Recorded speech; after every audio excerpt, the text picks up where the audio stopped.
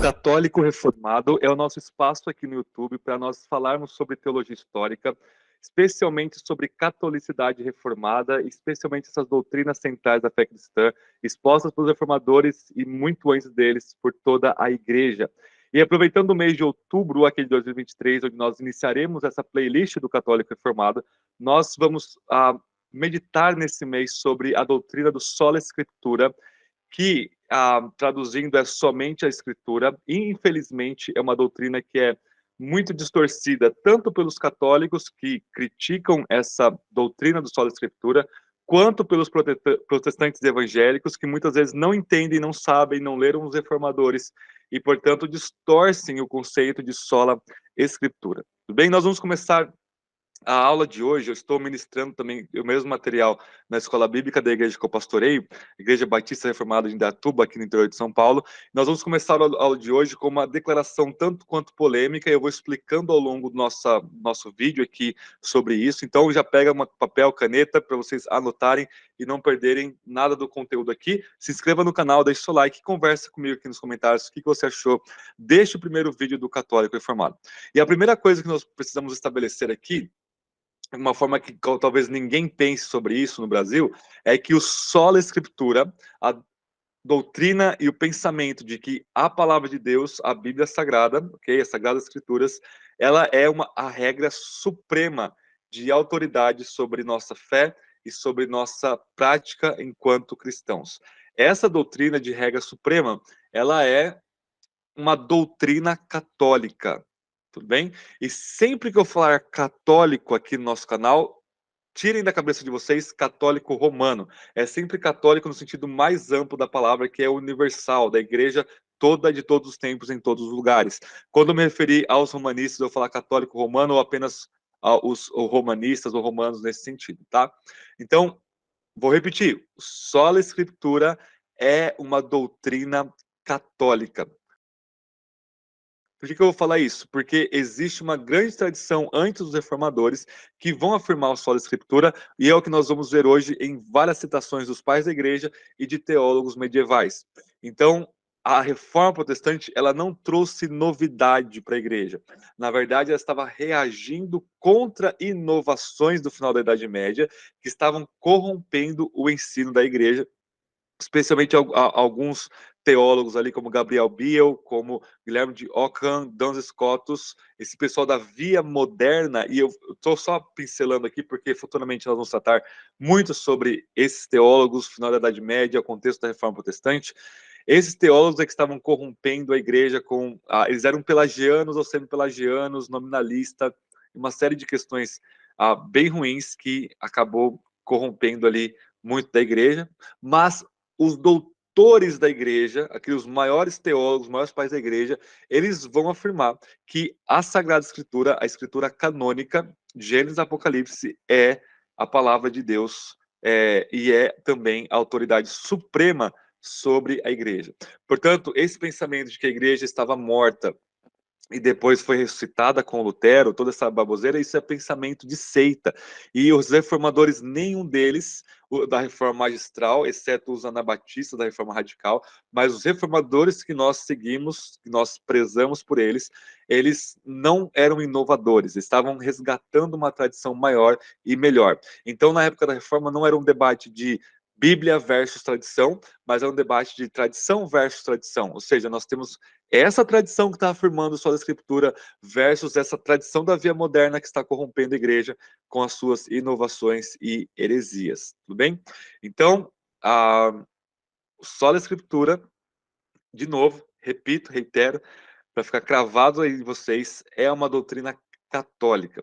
Na aula de hoje nós vamos ver a partir de Agostinho de Hipona até um pouquinho depois de Tomás de Aquino, mas a gente pode pegar os pais apostólicos, os pais apologistas do século II, século III, século IV, que eles vão afirmar basicamente a mesma coisa. Mas para nós resumirmos aqui, nós vamos começar com o maior dos pais da igreja, que é Agostinho, que era bispo, era pastor lá da igreja em Hipona, tá? E nós vamos trazer algumas citações dele aqui, que vão contextualizar algumas coisas também, algumas citações que os católicos distorcem, para afirmar que Agostinho não citava só a Escritura, e depois a gente vai ver outros teólogos importantíssimos também finalizando, e na próxima aula, na semana que vem, eu trarei no capítulo 2 aqui do Católico Reformado, eu vou trazer o que os reformadores de fato ensinaram sobre sola escritura.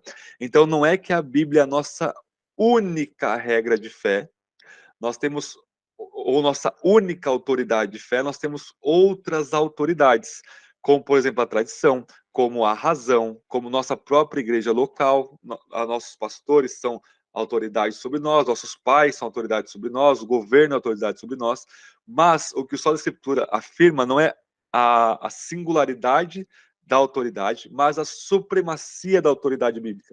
Ou seja, acima de todas essas autoridades sobre nós, que são boas e ordenadas por Deus, existe uma autoridade ulterior que pode julgar e que deve julgar as outras autoridades, que é a Bíblia, o que eles chamavam de escritura canônica, os livros sagrados, a palavra de Deus e por aí vai. Esse é o doutrina da sola escritura, não é nuda escritura ou solo escritura, no sentido de Bíblia, somente Bíblia, nenhuma tradição. Os reformadores não ensinavam isso. Ok, a tradição é boa, a gente está afirmando o que é de bom na tradição, mas a Bíblia é que vai julgar essas outras autoridades que são contingentes à autoridade bíblica nesse sentido. Tá? Então eu vou compartilhar com vocês agora alguns slides para nós vermos as citações aqui dos pais da igreja. Vocês vão ver que interessante as citações nós teremos aqui. Então vamos lá, pessoal. Vamos começar com Agostinho de Hipona aqui. No ano 397, final do século IV, Agostinho escreveu um livro importante, na verdade era uma carta, uma epístola, né, que chama Carta contra os Maniqueístas. E nós temos a seguinte declaração aqui de Agostinho.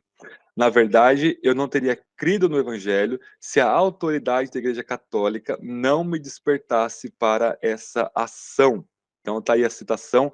Eu fiz questão de colocar a citação toda aí para vocês de cada referência, para vocês não verem que são tiradas de fontes primárias, ok? Não de frases de internet.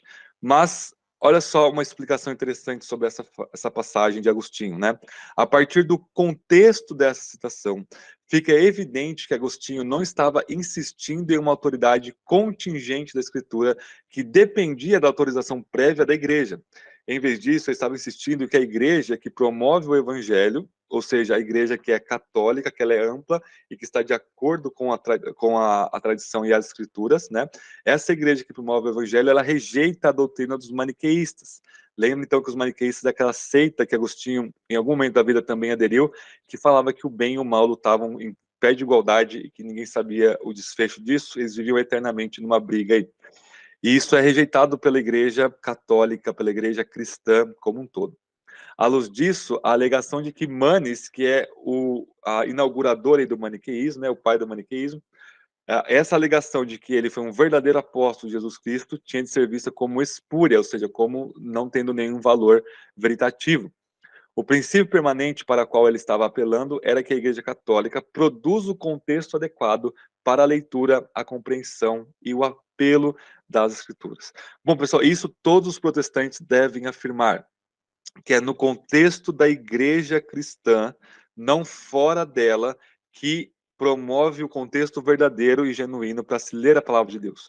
Porque Paulo fala que aqueles que não têm o Espírito de Deus, lá em 1 Coríntios 1 e 2, eles não conseguem entender as coisas do Espírito, e portanto, a Bíblia, que é algo dado pelo Espírito a nós, ela deve, portanto, ser lida no contexto da comunidade habitada e habilitada pelo Espírito, e, portanto, a igreja é o único contexto adequado para se ler a palavra de Deus de forma genuína, de forma transformadora, prática e verdadeira. Não é, por exemplo, portanto, o grupo dos maniqueístas não fornece o aparato e a estrutura comunitária decente e adequada para se ler o texto bíblico. Ou seja, a Bíblia, as Escrituras, o Evangelho precisa ser proclamado pela igreja. E a igreja que proclama o que está escrito, que leva as pessoas, por exemplo, levou Agostinho a crer no Evangelho, a crer no nosso Senhor Jesus, conforme está escrito nas páginas sagradas aí da Escritura. Ok? Então, na verdade, eu não teria crido no Evangelho se a autoridade da Igreja Católica não me tivesse despertado para a ação. Então, a autoridade da Igreja em pregar o Evangelho leva as pessoas a crerem, e não é possível crer no Evangelho, portanto, é o que Paulo fala lá em Romanos 10, como vão crer se não há quem pregue? Né? Então, a sua salvação é pela fé, a fé vem pelo ouvir da palavra de Deus e o ouvir pela pregação, e é papel da igreja essa autoridade de pregação do evangelho. Então, Agostinho está dizendo que a igreja tem autoridade sobre o evangelho, mas que a igreja ela que proclama e desperta as pessoas através da sua pregação para agirem e exercerem fé em Jesus aí no evangelho a partir disso, e sem isso não tem como crer no evangelho. A revelação especial é dada ao povo especial de Deus, que é a igreja. 3 anos após escrever essa carta, dando sequência aos contínuos questionamentos sobre os donatistas, que eram outro grupo herético da época de Agostinho, Agostinho escreveu um tratado sobre o batismo em que esclareceu a relação da escritura com os outros escritos posteriores, até mesmo aqueles que a igreja considerava autoritativos. Ele vai dizer o seguinte, Agostinho, no livro De Baptismo contra Donatistas Libri Septem, ok? Ele vai dizer o seguinte, no entanto, quem não sabe que o cânon sagrado das escrituras, tanto do Antigo quanto do Novo Testamento, está contido dentro de seus próprios limites estabelecidos e que ele deve ser preferido a todas as cartas episcopais posteriores, a tal ponto que não deveria ser possível duvidar ou colocar em discussão se algo estabelecido por escrito nele é verdade ou não é. Mas, por outro lado, as cartas de bispos que foram escritas estão sendo escritas desde o fechamento do cânon podem ser refutadas se houver qualquer coisa nelas que, por acaso, se desvia da verdade. O que é isso aqui? Em outras palavras, isso aqui é sola escritura. Somente a escritura que está contida em si mesmo, ou seja, não pode haver mais livros que entrem no cânon da escritura. Apocalipse fecha o cânon, o apóstolo João fecha o cânon com o seu último livro. Não é possível mais entrar livros nesse cânon e não, a verdade está lá de forma absoluta. Não é possível e não deveria ser alvo de dúvida nenhuma da igreja. A igreja não pode duvidar de nada o que está escrito ali. Por outro lado, nós podemos duvidar dos outros escritos dos pais da igreja, dos pastores, dos bispos, que devem ser julgados pelo padrão da escritura, e se desviou da verdade, a verdade é a escritura, aqui para Agostinho, não deve ser aceito, deve ser refutado, na verdade. Isso no contexto também debatendo aí contra os donatistas. Agostinho ainda escreveu uma carta para um outro grande pai da igreja chamado Jerônimo, no ano 405, e Agostinho traçou uma firme e explícita conexão entre esse entendimento e um compromisso com a veracidade completa e absoluta da Escritura. Ele diz o seguinte, eu aprendi a Bíblia, e somente a eles tal reverência e honra, a firme crença de que nenhum deles ocorre um único erro devido ao autor. Então, olha só a escritura aqui, somente a eles, somente a escritura, ao cânon, nós devemos essa reverência e não a nenhum outro livro ou autoridade. Continuando, ele diz, e quando sou confrontado nesses livros com qualquer coisa que pareça estar em desacordo com a verdade, não hesito em atribuir isso, quer seja o resultado da utilização de um texto incorreto, ou seja, crítica textual, às vezes pegou um manuscrito com um erro de copista, quer ao fracasso de um comentarista em explicar as palavras. Então, há muito comum circular junto com o texto bíblico comentários dos pais da igreja. Então, algum comentarista não conseguiu explicar de fato o texto, ou a minha própria compreensão equivocada da passagem. Ou seja, se você lê algum texto bíblico para Agostinho e você percebeu que está alguma coisa errada, o erro está ou em você ou em qualquer outra coisa, mas não está no texto em si, porque o texto é a única coisa, é somente ele que deve tal reverência ao ponto de não estar nenhum erro nele. Aqui eu tenho só a escritura e a doutrina da inerrância, não há um único erro no texto sagrado e somente esse cânon, a palavra de Deus, deve ser, portanto, inerrante e atribuído tal autoridade. Quando a gente passa para um outro grande pai da igreja, no sentido macro da coisa, mas ele é da Idade Média, aí século XI, ele era pastor lá da Cantuária, né, que é o Anselmo de Cantuária, um dos grandes teólogos da história também. Ele defendeu a autoridade das escrituras com a mais elevada entre todas as autoridades. Então, no livro Cur Deus Homo, que eu coloquei a tradução em inglês aqui, né? Porque Why God Became Man, porque Deus se tornou homem, mas no latim original é Cur Deus Homem, é porque Deus homem, né? Ou traduzindo um pouquinho mais, né? Porque Jesus, porque Deus se tornou homem, falando sobre a encarnação, ele diz o seguinte: se eu disser qualquer coisa que não seja confirmada por uma autoridade maior, que pareça estar provada pela lógica, não se deve acreditar ao meu argumento nenhuma validade que vá além do que de fato, naquele momento, parece-me ser assim, até que Deus me revele alguma coisa superior. Pois estou certo de que se eu disser alguma coisa que entre em clara contradição com as Sagradas Escrituras, ela está errada, ou seja, eu estou errado. E se eu vier a perceber essa contradição, não desejarei manter tal opinião. Aqui, a Anselmo ele traz mais uma autoridade que não apenas tradição, mas também a razão é uma autoridade sobre nós. A gente não pode ser irracionais. Deus criou para sermos racionais nesse sentido, né? Só que a lógica ela pode ser muito manipulada. E você pode fazer um argumento que pareça muito provável, mas ele é apenas isso, ele é apenas provável, ele não é absoluto, num certo sentido.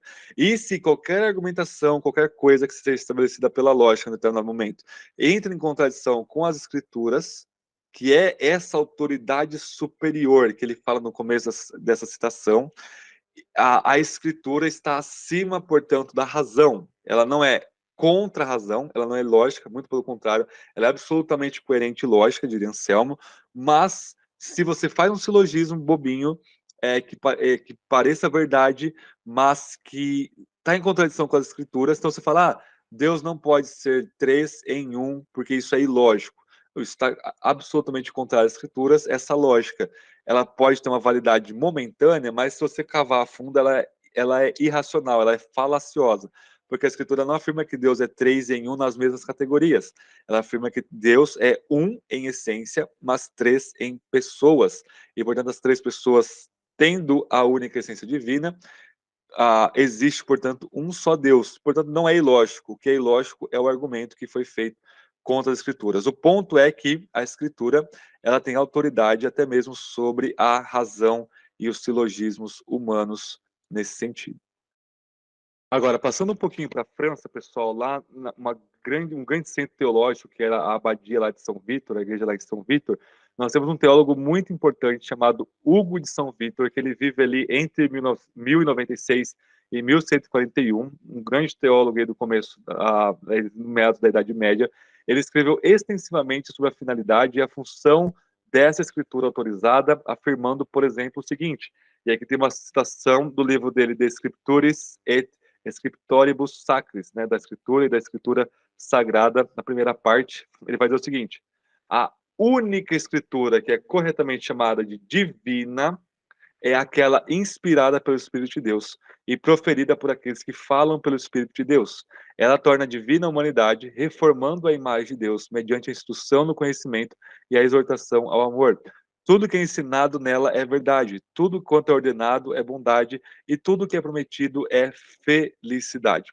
Então, essa citação aqui do Hugo de São Vítor mostra, de novo, a doutrina do sola scriptura, ou seja, a única escritura que é divina, é a escritura canônica, a escritura que é inspirada, e, portanto, ela é inerrante, ela é cheia de verdade. Por quê? Ela é a única que pode nos transformar, nos reformar a imagem de Deus, nos dar conhecimento de Deus e exortação em amor. E tudo que é ensinado nela é verdade. Portanto, por ser inspirada, por ser de origem divina, ela tem a preponderância, essa autoridade, essa essência, essa natureza de ser absolutamente verdadeira para toda a igreja, para todos nós, por ser a palavra de Deus em sentido pleno do conceito, tá?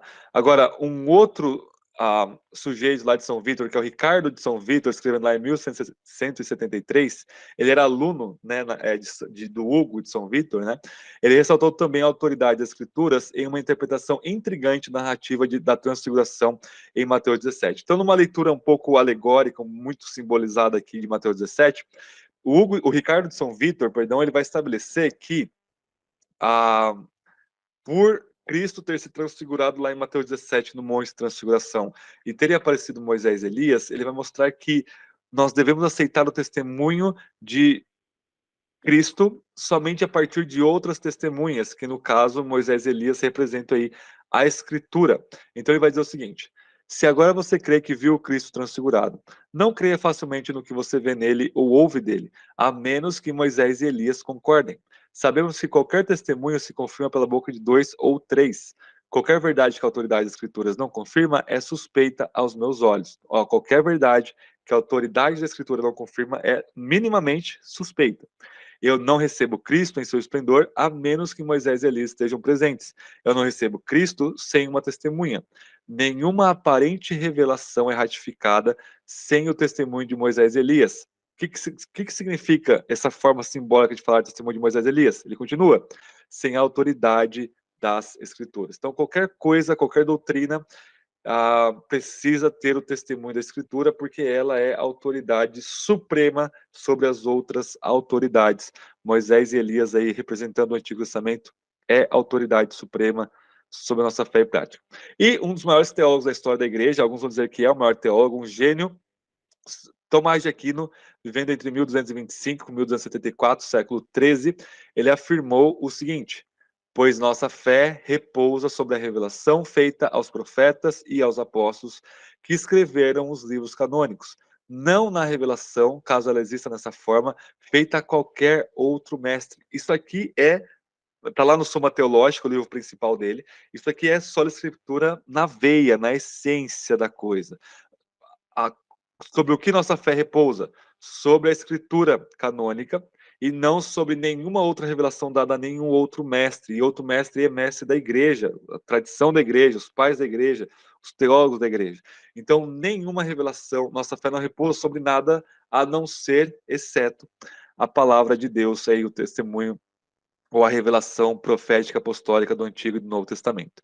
Mais adiante, no mesmo livro, na Suma Teológica, ao lidar com o pecado da mentira, Tomás de Aquino foi mais sucinto em relacionar a autoridade das Escrituras com a velocidade inerente a ela. Ele diz o seguinte: é inadmissível que se possa afirmar a ocorrência de falsidade nos evangelhos ou em qualquer outro lugar nas escrituras canônicas, ou que os autores sagrados tenham mentido.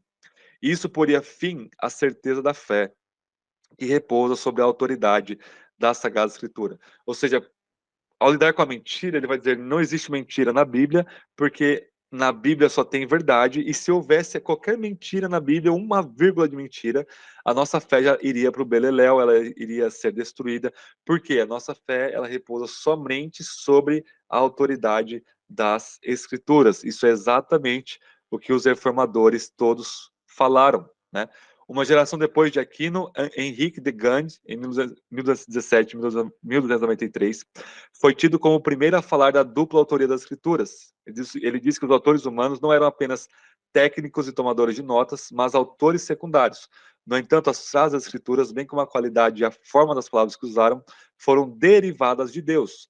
Assim como Aquino e quase todos os seus contemporâneos, Henrique de Gand estabeleceu a inferência necessária da seguinte maneira: por essa razão, temos de crer na Sagrada Escritura de forma simples e absoluta, mais do que na igreja, porque a própria verdade na Escritura é sempre mantida constante e imutável, e ninguém tem permissão para adicionar algo a ela, ou subtrair dela, ou alterá-la. Ou seja, nós devemos crer na Escritura mais do que na igreja, ou seja, a Escritura tem uma autoridade superior à autoridade da tradição, da igreja, de qualquer outra autoridade que se estabeleça aí em nossas vidas e em nossas igrejas.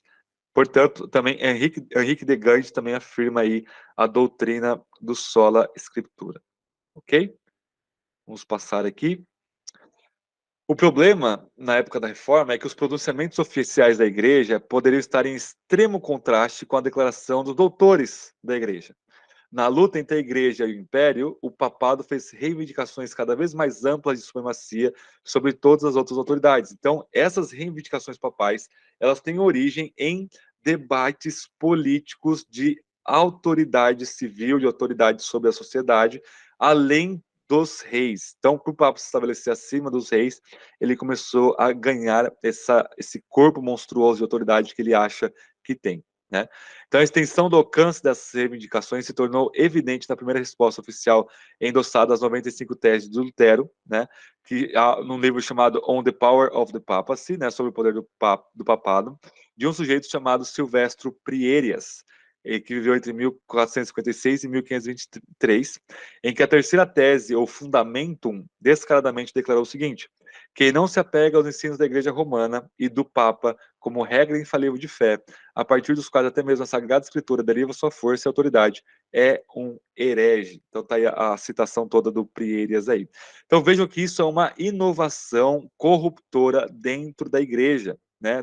Tomás de Aquino não disse isso, Agostinho não disse isso, o pessoal de São Vítor não disse isso, Anselmo não disse isso, né? Isso é uma inovação corruptora aí do final da Idade Média, repetida por Prierias aí, ok?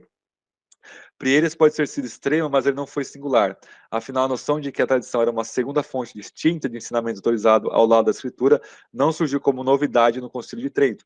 Na verdade, Gabriel Biel, 1420-1495, professor de teologia na Universidade de Tübingen, justificou esse ponto de vista ao citar os escritos de Basílio de Cesareia. Então, esse Gabriel Biel é um dos grandes problemas da história da Idade Média, da teologia final da Idade Média, porque ele era realmente um sujeito com muitas heresias, era pelagiano ou semi-pelagiano, e ele pegou tudo o que de ruim do Ockham e do Scotus, fez uma salada mista lá, e é contra ele que Lutero sempre debatia, ele que Lutero leu, por assim dizer. Quando Lutero debatia contra os escolásticos, era esses pessoal aqui da Via Moderna que tinham em mente.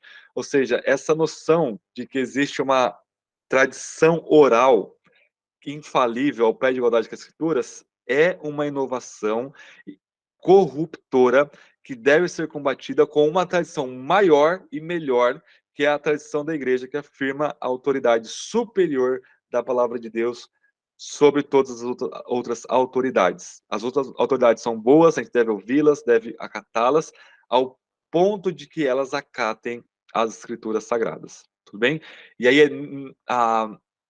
é num contexto de comunidade, num contexto hermenêutico comunitário que a gente lê a palavra de Deus, mas isso fica para daqui algumas aulas sobre sola escritura. Então, pessoal, eu gostaria de chamar nossa atenção aqui para, além de ficar afirmando no mês de outubro sola escritura, ou apenas de um nível superficial, e para você que ficou até agora, eu tenho uma indicação de livro maravilhosa para você. Eu agradeço a paciência de ficar até o fim. Já vou indicar o livro para vocês sobre Teologia da Reforma.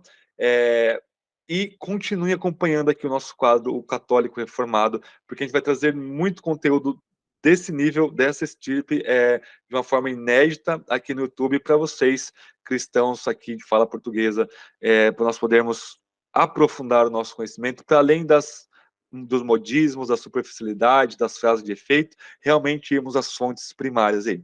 Eu gostaria de indicar um dos meus teólogos favoritos, que é o Matthew Barrett. Na verdade, ele é o editor desse livro, chama Teologia da Reforma.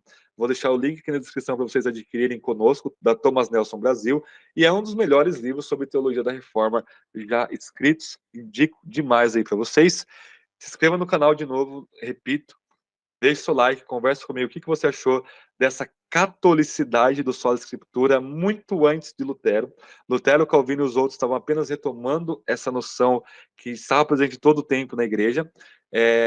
E aguardem novos vídeos. Na semana que vem a gente vai ver sobre sola escritura, o que realmente os reformadores ensinaram, para a gente não distorcer o que eles disseram e seguir essa grande, boa tradição que afirma a autoridade da escritura sobre todas as coisas, na matéria de fé e prática nossa diante de Deus e do seu Cristo. Então, pessoal, então Deus abençoe. Até o nosso próximo vídeo.